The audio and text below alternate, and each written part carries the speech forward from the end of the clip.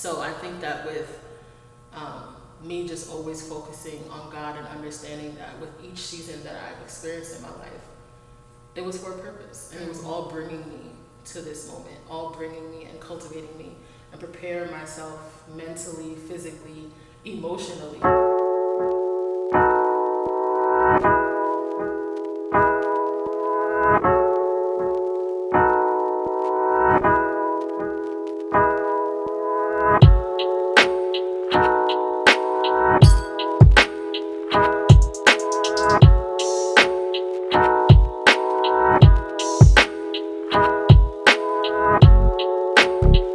Welcome to Coffee with Coco. I'm your host, Nieves, and I'm sitting here with my lovely co-host, Danny. Hi.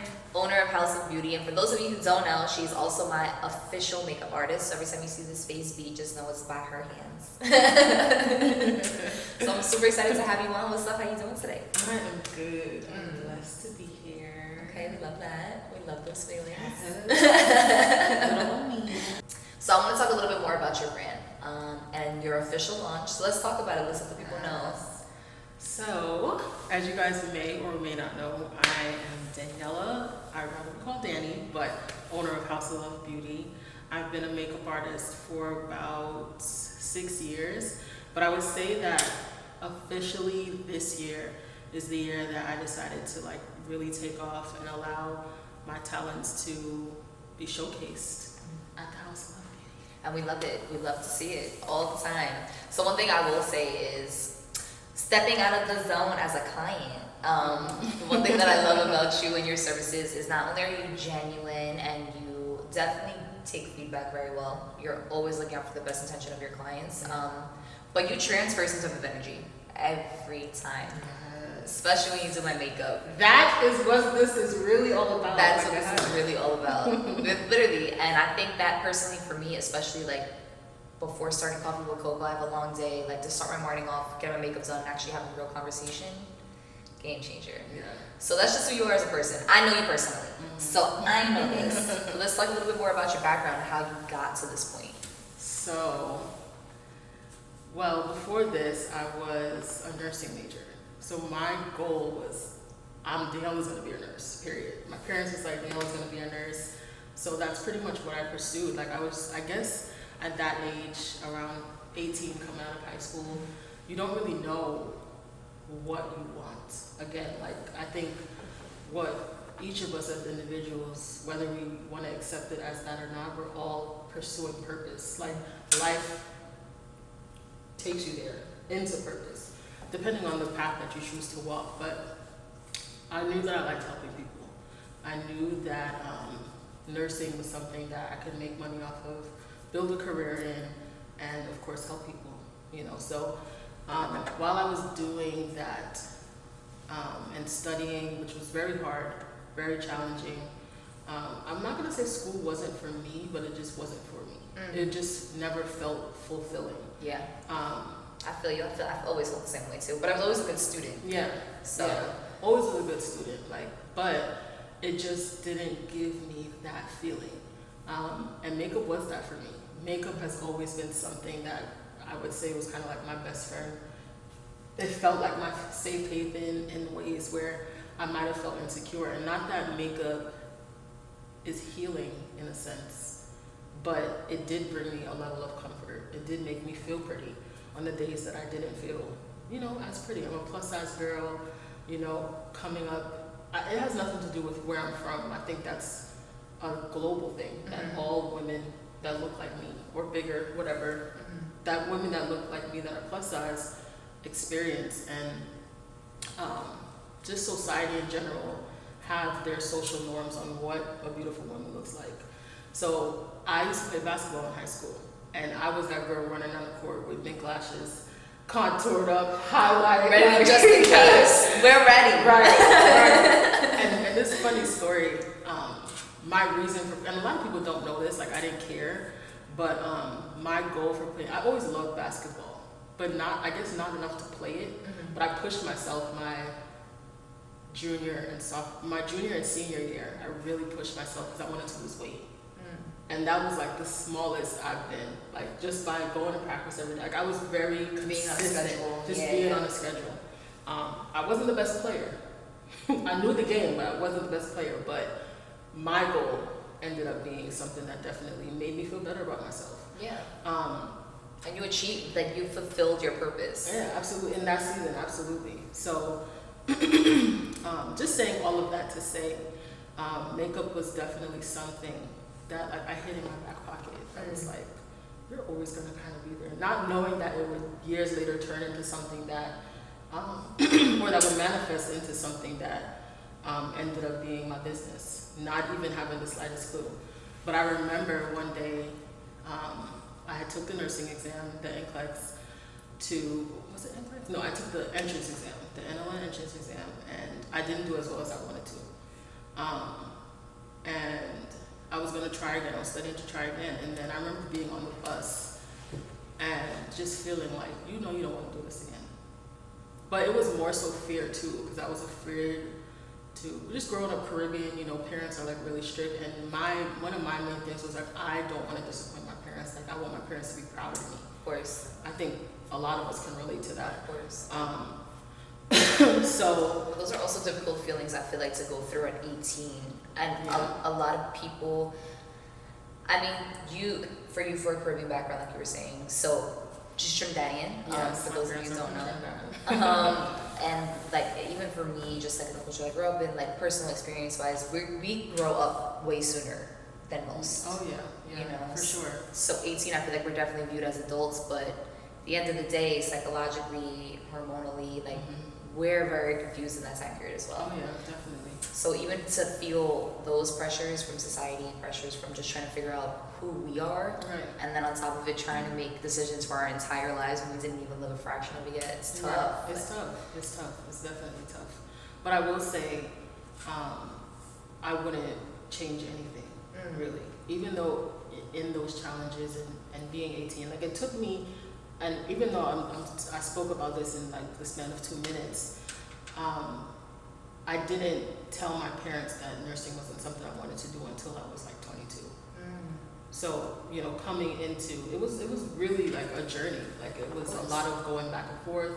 Is this something that I want to do? I don't have any business owners in my family that I can think of that I can sit down with and say like, oh, like this is how you do this. Like there's a lot of legalities there's just a lot of information that's not on the table. And being first generation American, and your parents coming from another country, they really just want what's best for you. Yeah. So in that really is kind of a lot of fear. Like nobody's telling you, yo, you want to own a business? Go ahead. Like you got to find the money to fund your business. Like you got to, and a lot of times that's when you really end up being very isolated and you realize that it's just really you facilitating that dream. So it was just the fear of that, wanting to be like a makeup artist and then being in a place where I'm secure as a nurse. I'll always have a job. I'll always have job placement. I'll always have purpose as a nurse, so. I think that's definitely a concept that a lot of people struggle with as well, like trying to pick passion over security. Security, absolutely. And that shit is scary. It's scary. It's very scary. Especially when you come from nothing. Oh yeah. Like Exactly. We were speaking about it a little bit earlier in regards to like funding for businesses. First of all, to start a business takes a lot of money.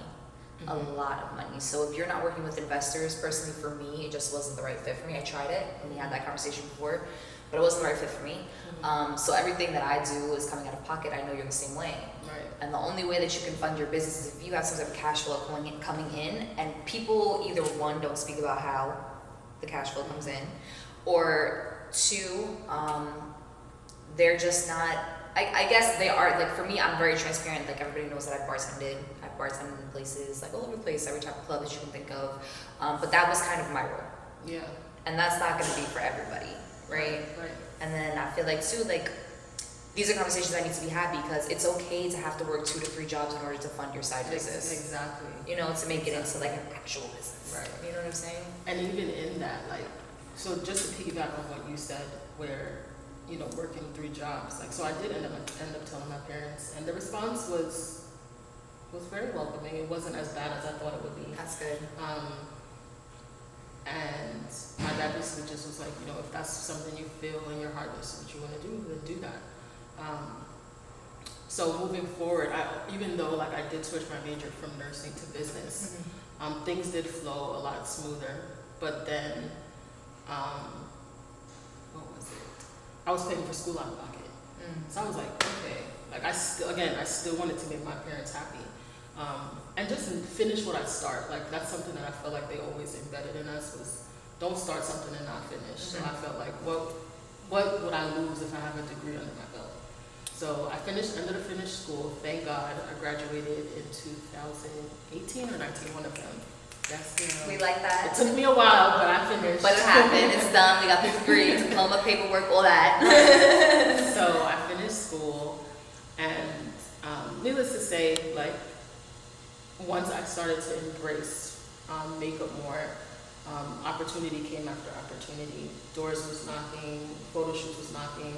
I did a lot of free work. Of course. You know, just to get let's myself talk about out that. there. Oh yeah. Let's definitely talk about that because people expect when you start a business right at the gate that everybody's gonna pay top dollar. Oh, like no. you have to find two your skills. Just realistically though, like I'm 27 now, but I've been doing this for a while, you know, and just not really. And I'm not saying this as a bragging way, but I grew up very sheltered, so. Even though I'm from Jersey City, I wasn't really necessarily popular. Like there's a lot of people that I don't know. And I think that when you're from the hood or, you know, you just local,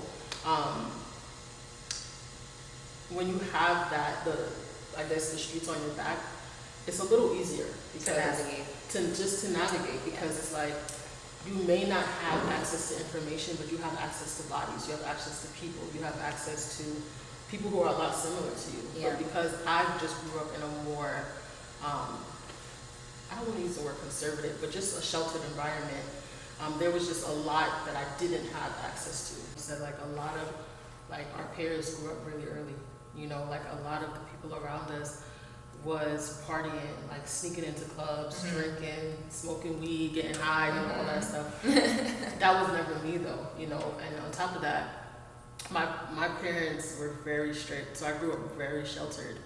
And I mean, now that I'm older, I thank God that I was protected and just hidden from a lot. At the time, I probably felt like, damn, like, I can't go to them Grace Hall parties, like, I can't do this. Like, you know, like, our friends coming back talking about they was doing this. I don't want to see no receipts from Grace Hall parties, okay? Please, like. And mind you, Grace Hall was in a whole church. We're not gonna talk about that because I ain't judging y'all. But thanks. Hella rider parties in the church. I'm crying. But I was like 16, like. yeah, right. DJ J Hood on the ones that was coming through. Whatever, continue. But you know, it's just a lot of things that I didn't experience until I got older. And the more, as I got older, the more I realized that this is really how it's supposed to be because it makes, like you said, it kind of gives you a clean slate. It makes things a lot simpler. Even though it did have its challenges because everybody around you is doing something different. Everybody else is just moving fast. But I used to think that it stunted my growth and like how I communicate with people. I used to think it stunted my growth, even on a business tip for a very long time. But as I got older and understood that is where I had to be. That is where God needed me to be in that season for whatever you're supposed to be. Right? Like no matter if a girl looked at me like, oh, you know, because to keep it a buck, like it's a lot of people that said slick stuff to me. Especially having your parents be Caribbean. Like you're not wearing fly stuff, I wasn't in the latest Jordans. Like my parents didn't care about that. It was you go to school, you get an education, you got clothes on your back, like that's really all that you need. So it was really my best friends was really my sisters, to be honest with you, my blood sisters.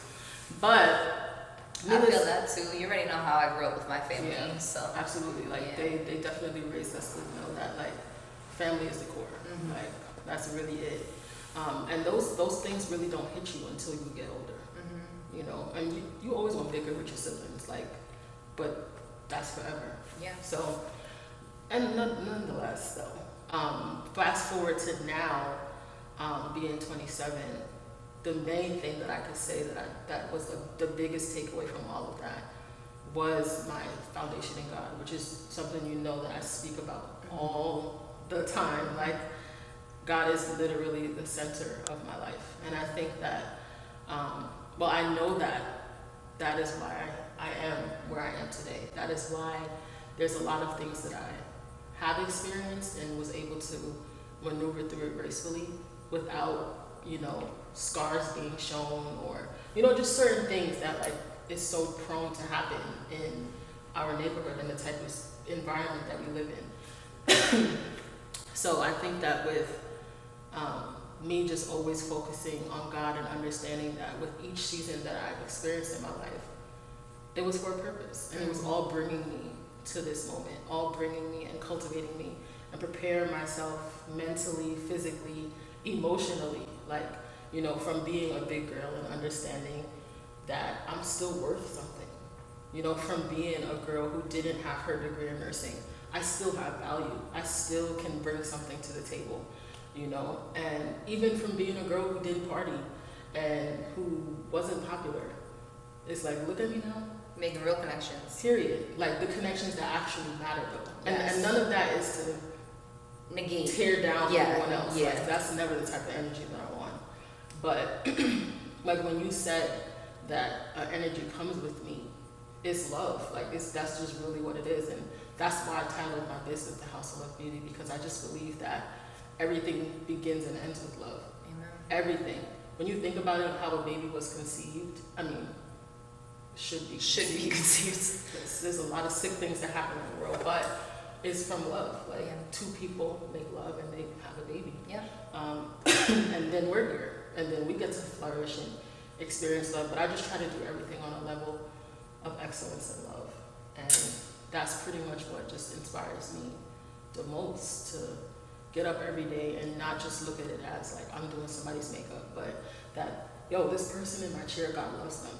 So I have to love them. Absolutely. I have to respect them. And it's deeper than just me being able to contour the heck out of your face. Because you do that too. Right. We do it. It's deeper than that. And, you know, I can't even tell you how many times God really ministered to me to minister to a person while they're sitting in my chair. 100%. While they're even ministering to me, like in something that I may be dealing with on my day to day. And I just really learned that, like, how much God really loves his people. So much so that you booked me to have a whole ceiling session and leave my house slave. Feeling better. Wherever you're about to go after this, like, it's gonna be the beginning of something beautiful. And not only that, it's also the energy that I'm telling you, like, it's like no other experience. And I've had my makeup done a ton of times. It is literally like no other experience. We talk about it all the time. Nobody could do it the way you do it. Yeah. And I think what makes your brand exceptional is that you genuinely, one, do not compromise who you are. Yeah. It's at the forefront of everything that you do, every decision that you make. And that's why you're always in the right part of your process. Yeah. You spoke about it. You're exactly where you're supposed to be. And maybe somebody else got to get in the bag a little bit quicker, but you are exactly where you're supposed to be. And even that, like, that even took me so long. And I don't ever want people to, like, look at me and say, like, oh, like, she has it so perfect. Like, bro, there's so many times that I doubt myself. There's so many times that I question what I'm doing. I question, like, God, why am I here? You know, it's times where it's really dark for me, where I don't want to get up, where I don't even want to be on social media because I know how toxic. It's not a toxic platform, but people make a thing. Make a thing toxic, can mess up a thing. And when you're in a place where you have so many opinions, so many different styles, and people go about doing things differently, it can affect you if you allow it to. You know, you have to really just have a strong mindset and have a level of confidence in God and who he says that you are and who you know you are. I think that's another level. Bring who you know that you are. And we talked about this, that a lot of people really do not understand. They don't know because, you know, you see like, yo, like, I want to start a sweatpants line. But and immediately you think of everybody else that has sweatpants line and how you can mimic them. You know, and it's like, yo, go to the source. Like, go to the source of who gave you the idea, which is God. Like, I just feel like every idea that we come up with, even if it's similar to somebody else's, is still unique because you are your brand. You are your business. Listen up. You're your business. So even that, like I'm talking this now, but it took me a while to really understand what it means. And you had to go through the growing pains, and you had to put yourself out there, and you had to fail. Like you have to go through this experience. Right. It's the only way you're gonna learn. Like you have to firsthand go through something and be not successful or be successful in order to really grasp the lesson. Yeah. Like nobody can. And if it's one thing that I could take away is that we ask ourselves, like so many, especially for me, like we ask ourselves, what's wrong with me? Or why did I do this way? Or we're just always so hard on ourselves. Imagine living life with just a clean slate forever.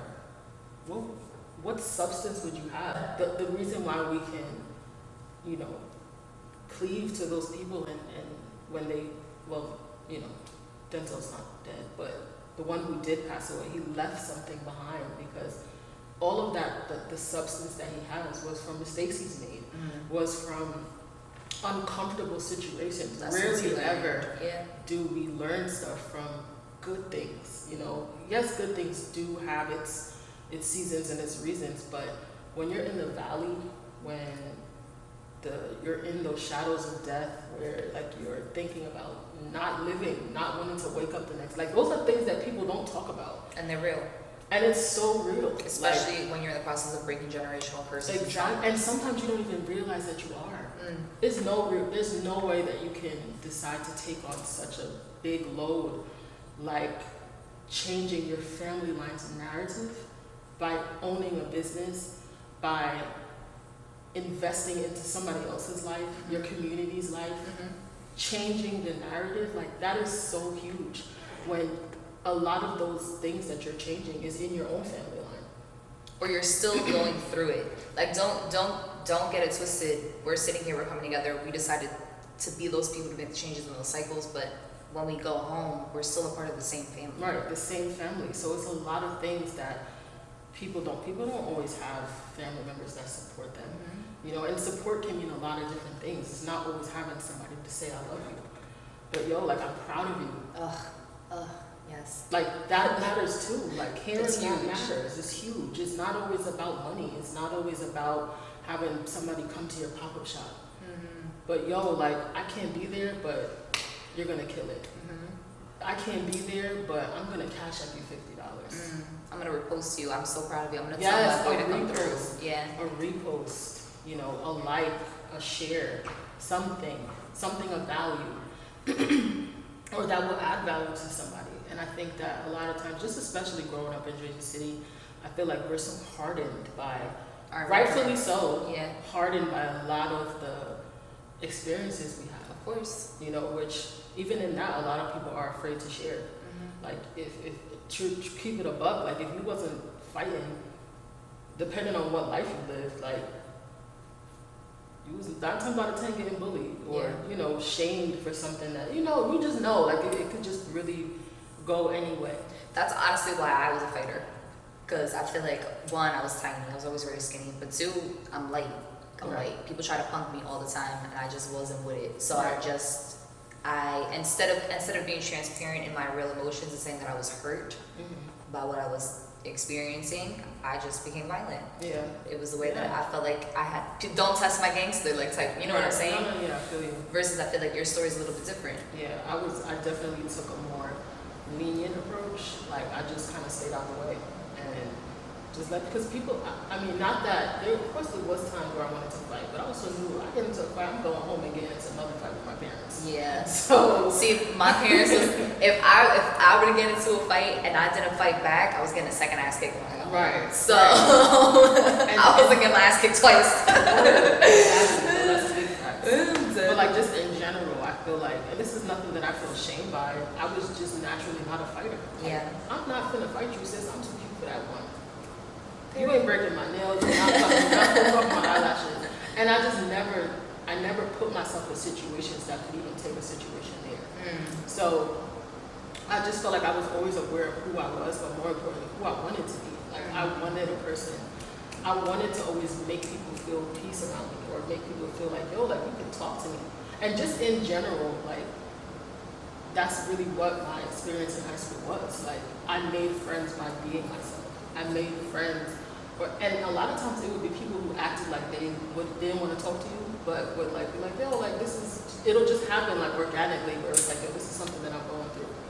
So, you know, before makeup, before all of these titles that we put on ourselves, being a sister, a daughter, a friend, a makeup artist, An entrepreneur, a future esthetician, being all of those things, before that, I am a child of God. So I feel like under that, I have to still be accountable, regardless of what things I face on a day-to-day. You know, it's a way that I feel like I have to carry myself in that way. Like, yes, I get angered, yes, but my goal is I don't want to be like that. I don't want to be in a place where I allow people to pull me down to a very low level. Yeah, the goal is to be greater than what we come from. Of course, and that's part of Birkin generational bricks. And it's small, but it's big steps. It's sometimes the hardest part of it. Right. Like taking that L is sometimes very hard, because don't nobody want to be no punk. Don't nobody want to be. Yeah.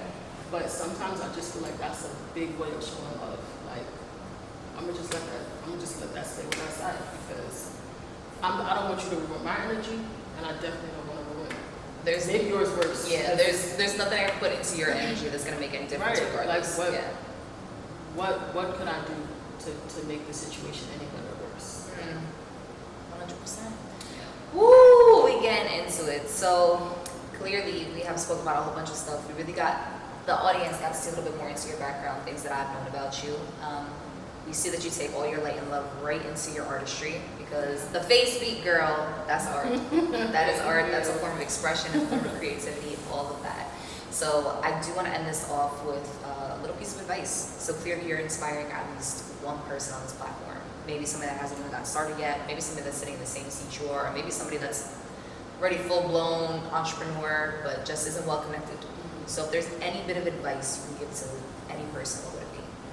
Bro, I would just say, honestly, be yourself.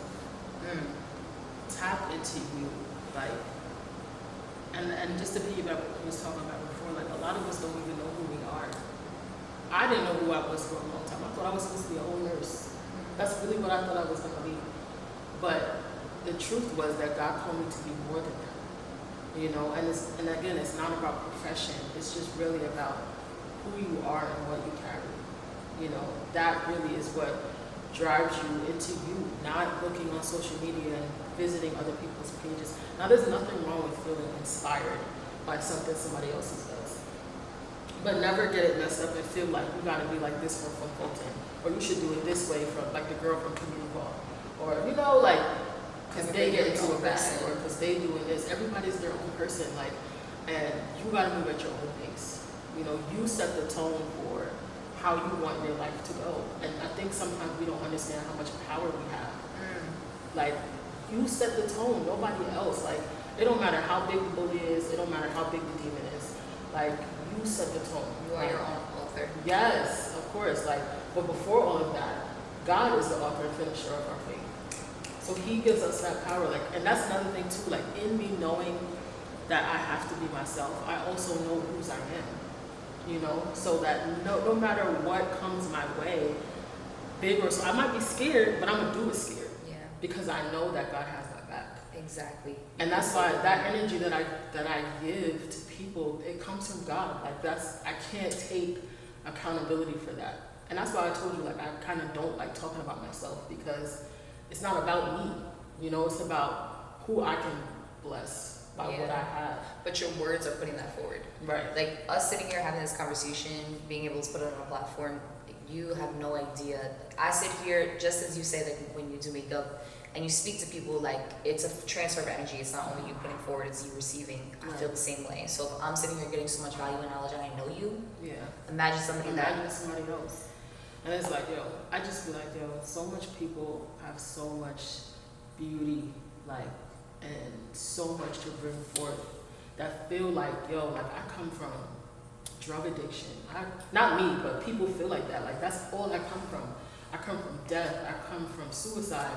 I come from, you know, feeling like I'm not worth enough, or I'm not pretty enough, or yo, I don't have money, so I can't look fly. I can't impress these groups. Listen, those groups of people, they're gonna go where they're gonna go, and you gotta go where you gotta go though. So MC Hammer, that's what I think about. You know the story of MC Hammer? What? He got like all that money, got super rich, and he just couldn't refacilitate.